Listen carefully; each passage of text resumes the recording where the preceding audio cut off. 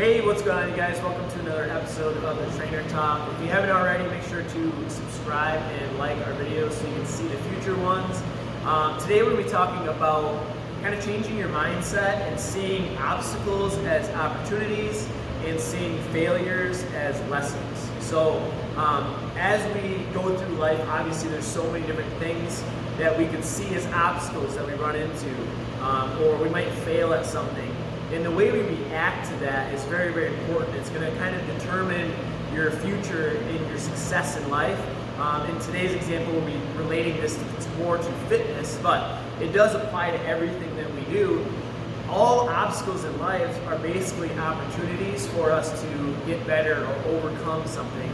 All of our failures are basically lessons that we learn so that we don't fail again or we do better the next time. So changing your mindset and seeing it that way can be a huge, huge help, especially for those of you that are maybe struggling with health and fitness and you have a certain goal. That's what we're going to be talking about today. You know, you could see not being able to do a certain exercise or, a cardio, whatever you're doing.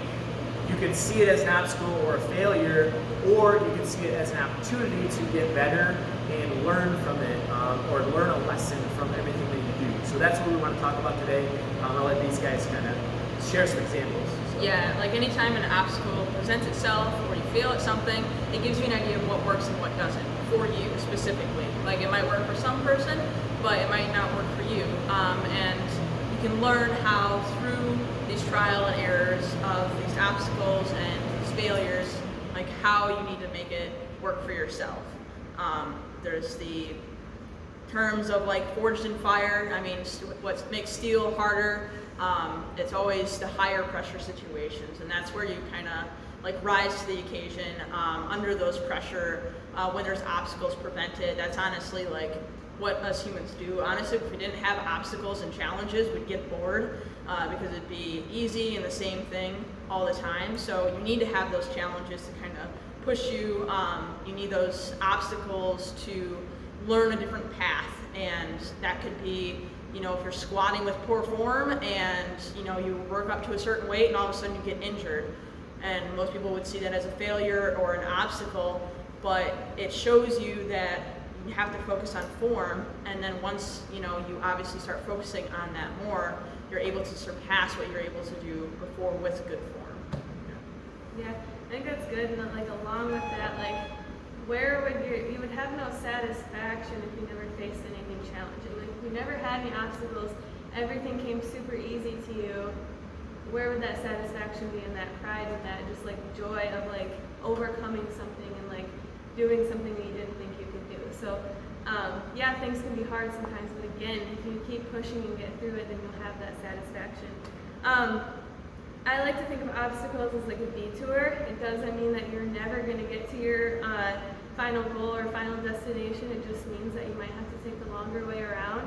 But I think that, on these detours or during these obstacles, if we didn't face them, we wouldn't learn something major from them. We wouldn't come out stronger in the end. Like Bethany was saying earlier before we started, that like what doesn't kill you makes you stronger, which sounds so cliche, but it's true. Like if something is hard, but you overcome it, you're stronger in the end. And another thing is like learning to focus on what you can control versus what you can't control. And we're going to kind of go more into that, but I'll just start. For example, like if you know what a wall ball is, it's when you are up against a wall and you are trying to throw the ball to hit a certain target on the wall. If you're shorter like I am, those can be a lot more challenging, and that can be an obstacle if I'm trying to use a heavier weighted ball. And although I cannot make myself taller to make wall balls easier, what I can do is I can focus on strengthening my legs to become stronger at doing that.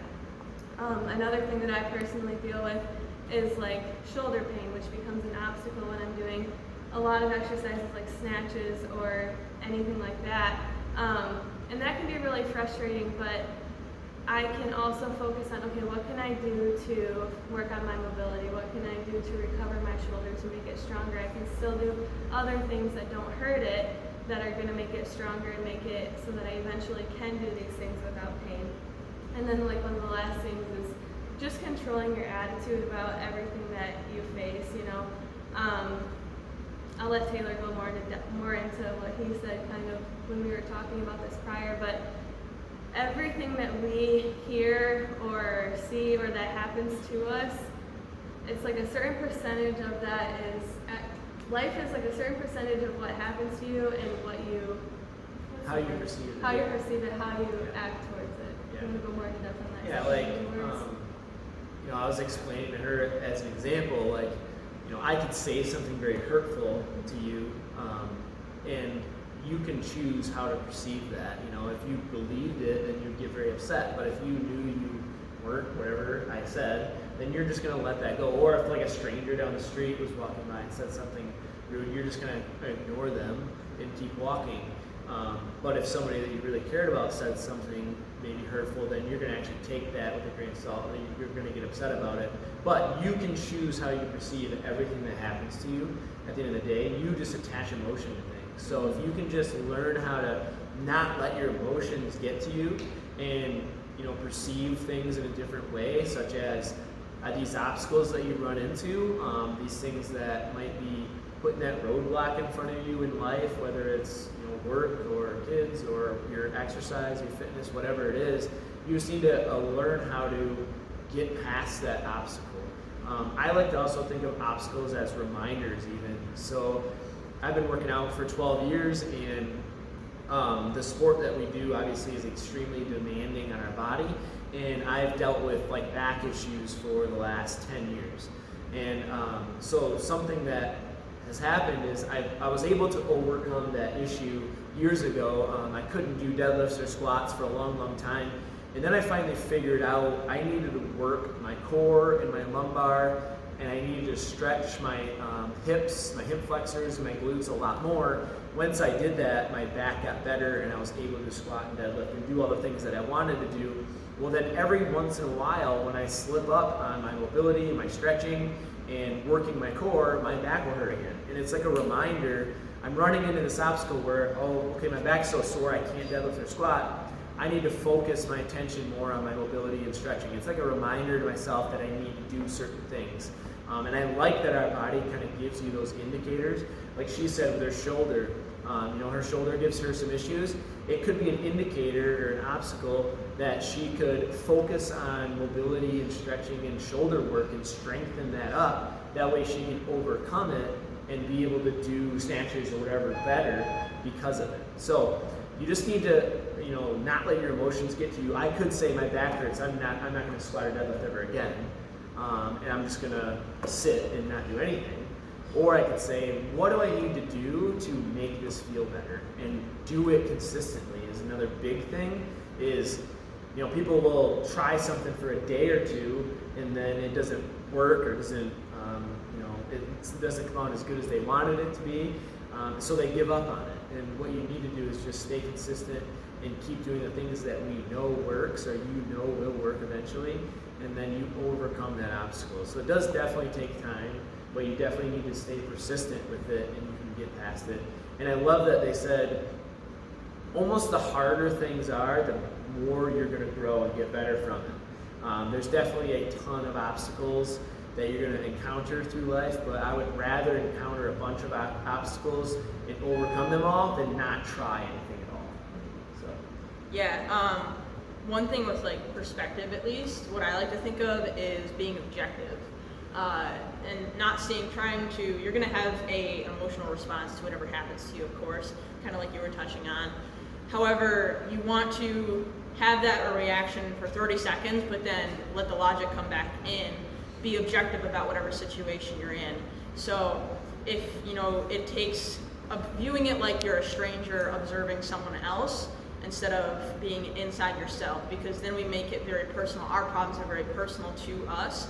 Whereas if we look at someone else's problems, it's usually something else. So, like for example, if your kids or husband aren't on a specific diet, they eat whatever they want, they keep junk food in the house, and there's no way you can control that, but you think of it as an obstacle. You think that, oh, I have to be around all these tempting foods and I have to restrict myself. That mindset's really not going to last. When you want to think about it as an opportunity to test yourself, say, okay, well, I don't really need these foods. This is my goal right now, but be good with whatever you're doing right now and knowing that this is around because it's going to always be around, whether you go out to eat, whether you're at home, knowing that it's going to be there. You can't really close yourself off from the world and just be like in a study or a closed environment where you can just eat your exact diet plan how you should. You have to learn how to maneuver that, how to bounce back from it, and if you do slip up, you have to learn how to be okay with it and view it as an opportunity to improve your own lifestyle and get used to that balance of it. Versus if you just view it as something that's going to be negative because it's their fault because they're bringing things in, taking ownership of whatever you're doing and take actions for that. Yeah. And I like that you mentioned that example because I think that you're only so strong. Like you can't be around that stuff and not want to have it, like junk food and stuff like that, for example. And what a lot of people don't realize is we're the same way.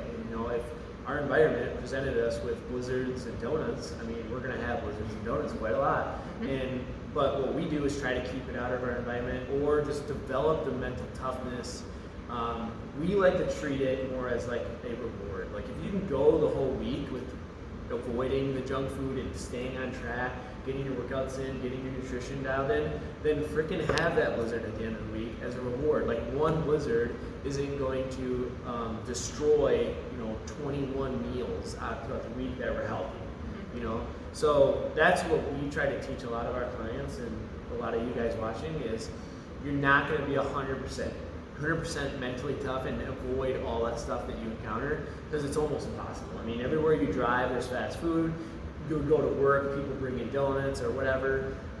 You go home and the kids have cookies or something. Like you're not going to be able to completely avoid it. But if you know in your head, if I just do good and stay strong throughout the 5 days during the week, I can enjoy myself on the weekend. Something like that. We talk a lot about percentages. If you're on track 80% of the time, 20% of the time you can enjoy yourself. And it kind of depends a little bit on how serious your goals are. We talked a lot about the level of fitness last week. If you have a very specific goal and you really want to achieve it, you have to be a little bit more strict on that.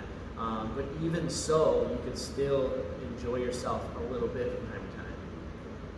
I think it's easy, this is kind of on a different side of perspective, but it's easy if something happens to us to think, oh, my life is so hard. Like, I don't know, say you sprain your knee or have to have surgery on your knee or something like that, we can pity ourselves so much, like, oh, my life is so hard, blah, blah, blah, blah, and just give up on working out completely. Where I think this perspective always gets me at least. You think about people who are paralyzed, who are in wheelchairs, who are in the hospital fighting cancer. And I know those are super dramatic circumstances, and it doesn't mean that you can't feel sorry for yourself for a little bit when something does happen to you, but also don't feel sorry for yourself too long because, again, just take that step back and have that perspective okay, this is something that can heal, this is something that can get better, and it just gives me something to work on and to get stronger in and come back from and fight to be back to where I was or to be stronger than I was before. You can either give up because something happens to you, or you can let it kind of drive you to just become better.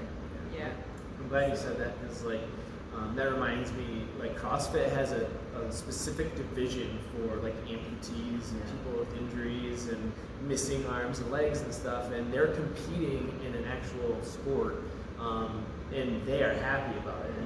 These people could just completely give up and say that they can't do anything, so they choose not to, but they don't. They do whatever they're able. I think a lot of people need to start thinking like that. They definitely use a lot of excuses as to what they can't do instead of just, trying and do stuff that they can. These people without legs, they're still doing pull-ups and they're doing clean and jerks from the bar from their hips, taking it right off. They're doing all these different training exercises and workouts, even though the majority of the public, if you looked at them, you wouldn't think they'd be able to do that stuff. So definitely overcoming obstacles, that is a very good example of doing that. and just changing your mindset instead of thinking about all the things that you can't do or telling yourself, like we talk about negative self-talk a lot. Telling yourself that you're not strong enough, or you can't do this, you can't do that. You need to actually just try some stuff or start somewhere and start telling yourself that you can do things, and then you'll overcome a lot of those obstacles that you thought were keeping you from your goals. Yeah, I like that example. It's having appreciation for what you can do, and realizing that everything you do is a choice. Like when you come into the gym and you're hurting in a workout, realize that it's a choice that you're there. You could be sitting at home watching Netflix, eating Cheetos, but you chose to come to the gym and better yourself, make yourself better. So, like, it's okay if you're in a little bit of discomfort. It's different than actual pain. I mean, some people don't have legs and they're not able to do some of the things you can do, so appreciate that. I think a lot of it is, like, the conditions are never going to be perfect. I think that's one thing that people don't realize, especially starting out, is that it's never going to be all sunshine and rainbows where you have no commitments, weddings. It's never going to be the perfect time. That's one thing that I hear from some people of why they're reluctant to start, is because, now's not really a good time because I'm busy or whatnot. But I don't think there's really ever going to be a time where you're not busy. So knowing that it's either going to happen or it won't, and then you have to make that choice to do it or not. And then to expect obstacles and prepare for them. So expecting that there's going to be pizza at the office, expecting that you might have a longer drive home and then get tempted by the fast food. Preparing for that would be having snacks with you ready, having your meal prep there instead of relying on going out to eat for lunch. Avoiding the obstacles when you can, but knowing that they're going to be there. Yeah, I think along with that too, like say if you get stuck at work for an extra half hour, so you only have a half hour to work out now, you could either say, well, screw that, I don't have a full hour, I'm not going to do it, or you can take that half hour and you still get in a really killer workout. We could kill you in 15 minutes. Like, honestly though, like you don't need... Probably 3. Yeah, 3 minutes. But yeah, so you can either, use the obstacle as an excuse or still overcome it and reach your goals. Yeah. And I heard this at a video a long time ago, and I always think about it when people say that they're too busy right now to work out or to meal prep or whatever. I'll say to them, so you're basically the busiest person on earth. That's what you're saying, because there's always somebody busier than you, and there's always somebody that's doing more. Unless you're the most efficient and hardest working person on earth that can't have time, that's most likely not the case. There's always somebody working more hours, always somebody busier. You're not the hardest work. Well, I shouldn't say you're not the hardest working person ever. But what I'm saying is there are people doing it that are in your same circumstance. There are parents of 5 kids and working hard hours that are still taking care of themselves. Basically, what I'm trying to say. There's CEOs running 5 different businesses, working 100 hours, flying all over the country that are still eating well and exercising every day. There's people out there doing these things. It can be done. Basically, all you have to do is decide how important it is to you. If you're too busy to work out or too busy to make a healthy meal, you're just making an excuse, or you're just being lazy at that point. You're just not taking the extra 10, 15 minutes that it would take to plan out your day and actually do it. So just think about that. You really got to understand how badly you want something. For the people that, we have clients that don't want to give up going out and drinking or eating fast food or whatever it might be. They don't want to give that up. Basically what they're saying is that's more important to them than their goal is. So that's perfectly fine, but if you have a goal and you really want to lose 40 pounds or whatever it is, you have to understand that goal needs to be more important than the other stuff that goes on in your life. And you have to make that conscious decision, and then you have to look at all the obstacles and things in your life and understand that there are opportunities to grow and get better at so that you can achieve that goal. Yeah, I like that you touched on that, of like making sure that your goal aligns with the amount of work you're willing to put in. And the amount of sacrifice. I mean, we don't really view it as a sacrifice. Sometimes we do for what we do, sleeping more, getting up earlier, different things like that, taking time out of our weekend to meal prep and work out. You know, some people will view that as too much of a sacrifice to be worth getting their goals, but they'll still want to get their goals, but they're not willing to put the work in for it. So then that's kind of an issue that runs into, they'll get disappointed that they're not where they want to be, but they're not putting in the work to get there. Since you said that, it reminds me of my favorite quote actually. It's, the world is not yet a crazy enough place to reward a bunch of undeserving people. So if you don't deserve to be fit, then you're not going to be fit. You're not going to be rewarded with success if you're not willing to work for it. You have to actually deserve success if you want it. So in order to achieve your goal, you need to deserve it. So you have to cut out the bad shit and incorporate the good stuff. I mean, that's kind of what it takes. And if you're not willing to do that, then you are not going to reach your goal because you simply don't deserve it. And I truly believe that you deserve everything you work for. You don't deserve anything you don't work for. So. Yeah, I like that thing you shared yesterday or 2 days ago from that doctor about how if it took you 20, 40 Yes. years to put on all this weight, why do you think it's going to come up overnight? And again, we just want quick fixes, and if we don't get it right away, we view that as an obstacle. But the truth is, if it did take you 20 years to put on weight, well, it's It's you're gonna not take gonna, years to come it's up. going to take years to come up too. So And actually, I will, just throughout my years of experience and stuff, a lot of the people that I talk to, I'll ask them, like, when is the last time you felt good about how you looked or your weight or whatever? And they'll say, oh, probably high school or something. And most of these people are middle-aged, so maybe 30, 40, 50 years old. So I said, okay, so it's been about 20 years or so since you've been at your ideal weight or how good you felt. Yep, it's been about 20 years. And I can say, how cool would it be to be able to reverse that in 4 years? Like literally, 20% of the time. That would be great. Well, 4 years is still a long time, but it's so much smaller than what people actually realize. They could reverse 20 years of damage in 3 or 4 years. That is kind of a miracle if you think about it. But people think that they want to do it in 3 months, and that's just not possible. It's kind of in relation to how long you've been getting out of shape. If you've only been out of shape for a year or two, and you've only maybe put on, like, for example, when people start college and they have their freshman 15, they might realize after that first year of college, okay, I gained 15 pounds, I can't do this anymore. They could probably shave that off in 3 months, no problem, but they've only been out of shape for a year. So you have to understand, you have to literally think about it, when is the last time I was actually in shape? And if some people have never been in shape, so they have no estimate on how long it's going to take to actually achieve their goal and feel really good about themselves. So you just need to understand that it's definitely going to take some work. But also, the harder you work, like we said, the more time you put in, the harder you work, the more rewarding it's going to be and the better you're going to feel. If you snapped your finger and woke up exactly where you were, you wouldn't change anything about your life. You wouldn't care how you ate or anything because you could just snap your finger and be fit. So you wouldn't really feel rewarded or you wouldn't feel good about yourself if that happened. Yeah, and if you can think about it, like, why do we value, like, being in shape, being fit? It's because of all the hard work that goes into it and because how hard it is to get.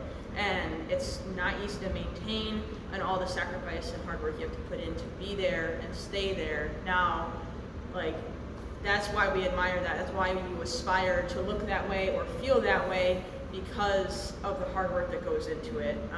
If you snap your fingers and you're there, the importance of it is gone. The significance of it is gone. The value of it is gone. And the value comes from the hard work and from the sacrifices that you ultimately have to make. But I like how you kind of touched on, like, wanting to get the results in, like, 90 days, but it took you 20 years to get there. That's one thing you can't control. You can't control how fast results come. If you can only lose half a pound a week, that's better than none. It's better than gaining a half a pound a week for the year. So over a year you'd lose 26 pounds if you lost a half pound a week. That's a decent amount. Like, people. It's very realistic. Very realistic. Typically we recommend about a pound a week, or like 1% of your body weight per week is fine. But going the opposite direction is worse. Like, imagine where you want to be, but also imagine where you're heading currently. Like, are you on the right path? Like, what you're doing today, is that going to set you up for success a year from now, 4 years from now?